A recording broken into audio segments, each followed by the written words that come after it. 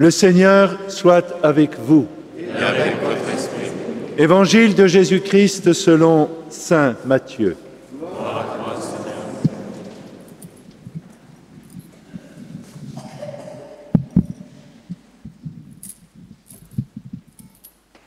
Voici comment fut engendré Jésus-Christ. Marie, sa mère, avait été accordée en mariage à Joseph. Avant qu'ils aient habité ensemble, elle fut enceinte par l'action de l'Esprit Saint. Joseph, son époux, qui était un homme juste et ne voulait pas la dénoncer publiquement, décida de la renvoyer en secret.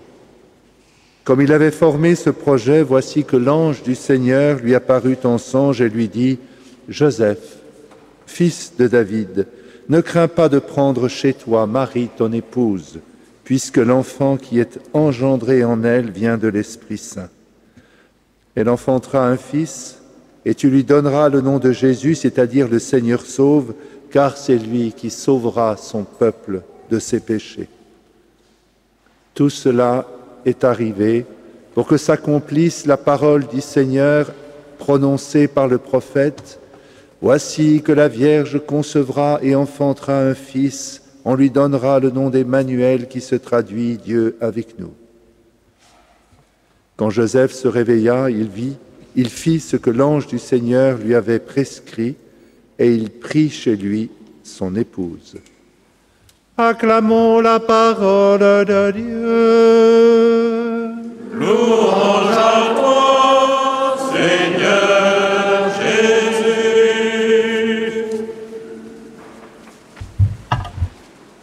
Vous avez une belle grâce ici en cette paroisse de porter un nom privilégié que le pape veut que l'Église en général honore au cours de cette année qui est aussi dédiée à la Sainte Famille. Joseph. On n'en finira pas d'énoncer tout ce que Joseph, patron aussi de l'Église universelle, car c'est sous ce vocable qu'il est aussi honoré, tout ce que Joseph représente pour nous, pour l'Église, pour le monde. La mission qui est la sienne et qui, dans la communion des saints auprès de la Vierge Marie, continue de s'accomplir. Joseph nous renvoie à la première étape de la vie de Jésus, à la vie de Nazareth. Et c'est là que commence le ministère de Jésus, ministère caché, alors qu'il n'est qu'un petit enfant, un tout petit enfant à Bethléem, un enfant qui va grandir aux côtés de son père adoptif, Joseph, à Nazareth. La mission commence par l'Église domestique, dit-on, par la famille. Et c'est ce que fait Saint Joseph.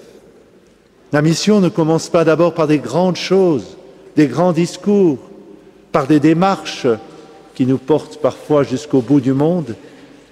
Elle commence déjà la mission par habiter, assumer, accomplir ce que nous avons reçu comme un cadeau du ciel, la vie, à l'intérieur d'une famille. Et la famille est le berceau de cette vie.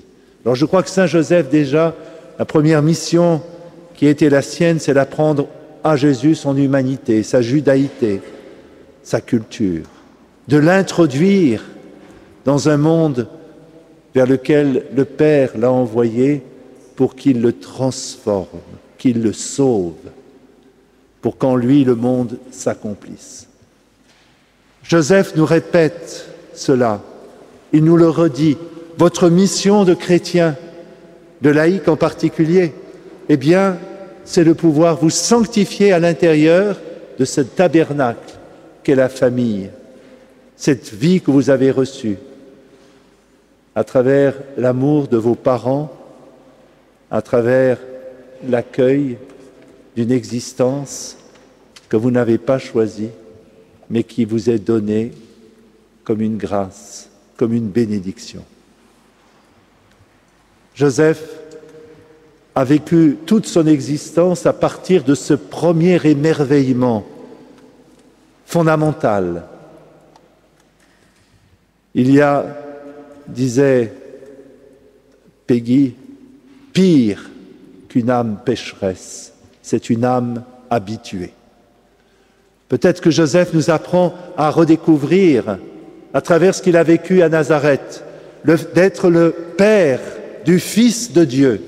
Peut-être que Joseph nous réapprend, nous aussi, à nous émerveiller, de se savoir choisi par Dieu, appelé à la vie, que la vie de Dieu s'accomplisse dans la nôtre, à partir du Christ qui a assumé notre existence en son incarnation. La grâce de l'émerveillement, de l'éblouissement.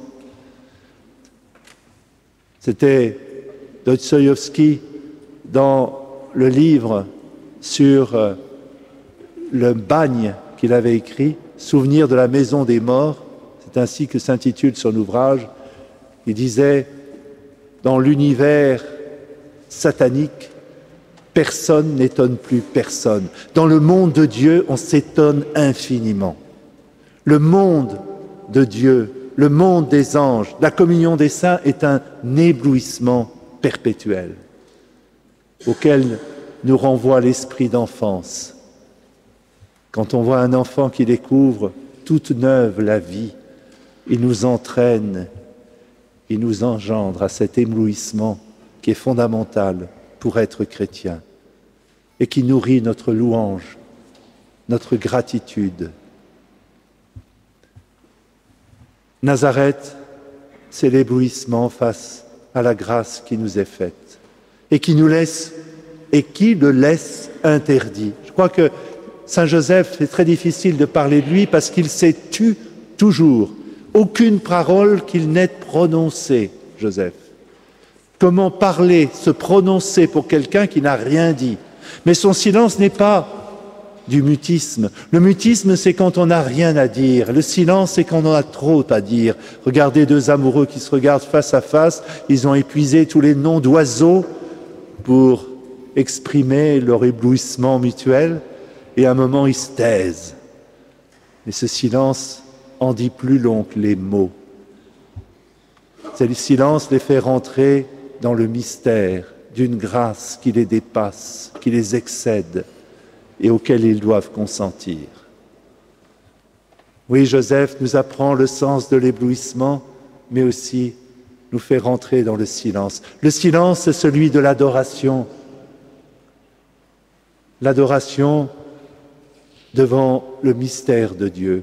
Pour la première fois de ma vie, disait Simone Weil, la philosophe, je me suis mis à adorer quelqu'un. Et elle parlait du Christ qu'elle venait de découvrir. Joseph nous introduit dans un silence de reconnaissance, mais aussi d'adoration. Le monde de Dieu est un monde profondément silencieux, comme le rapporte le livre de l'Apocalypse. Un monde céleste qui est fait d'actions de grâce et de silence, d'émerveillement, mais à un moment, les lèvres se ferment parce que on ne peut rien dire devant le mystère, l'épaisseur du mystère. Joseph nous fait rentrer aussi dans la grâce du quotidien. Comment se sanctifier? Nous ne sommes pas appelés à faire des actes héroïques, extraordinaires, dans une culture médiatique où l'on essaye de montrer tout ce qui se fait, tout ce qui se dit, etc. Dans cette vie cachée à Nazareth, c'est dans le quotidien qu'il assume que Joseph se montre un père. C'est la vertu du travail, c'est une virilité faite de fidélité, faite de constance. C'est dans les petites choses de l'existence que la sainteté de Joseph éclate, la manière d'être avec Jésus, simplement en le regardant, simplement en se mettant à son service, simplement en essayant d'être fidèle au mystère de Dieu qui se révèle en lui et à travers lui. Oui, Saint Joseph doit nous enseigner à réassumer la grâce du quotidien, à redécouvrir l'extraordinaire dans l'ordinaire des jours. Et les grands saints qui structurent le témoignage de l'Église à travers les siècles, pour la plupart d'entre eux, ont vécu cette sainteté au quotidien. Et je pense à Thérèse de l'Enfant Jésus, dans les petites choses, redécouvrir la grandeur de la grâce. Nous sommes appelés, et en particulier dans notre vocation de laïc, c'est-à-dire d'être chrétiens dans le monde pour imprégner celui-ci de l'Évangile, eh bien, de découvrir la beauté de ce quotidien, de le transfigurer par la charité, par le témoignage de la sainteté. C'est la matière de notre vie chrétienne. Saint Joseph nous parle du silence, de la valeur du quotidien. Saint Joseph nous fait rentrer aussi dans ce qu'il a vécu et que rapporte l'Évangile de ce jour, la loi du sacrifice. La vie chrétienne est ordonnée à la gloire de Dieu, pour la gloire de Dieu. Nous sommes tendus déjà dans la stature qui est la nôtre, d'être debout et qui signifie dans la vie chrétienne la posture du ressuscité qui se tient debout. Nous sommes tendus vers le ciel. Nous ne sommes pas des animaux qui avançons à terre. Nous sommes relevés d'entre les morts pour suivre celui qui a traversé le mystère de la mort et nous entraîne dans le surgissement de Pâques. Eh bien, Saint Joseph nous aide à découvrir que pour atteindre le ciel, il faut passer par le renoncement à soi-même. C'est ce qu'il a fait lui-même lorsque Marie, qu'il aime d'un amour profond, lorsqu'il découvre que Dieu a un dessein sur elle, son désir c'est de dire, si Dieu a pour elle un projet, je me retire. Parce que je l'aime et aimer, c'est d'abord vouloir que la volonté de Dieu s'accomplisse dans cet être que l'on chérit.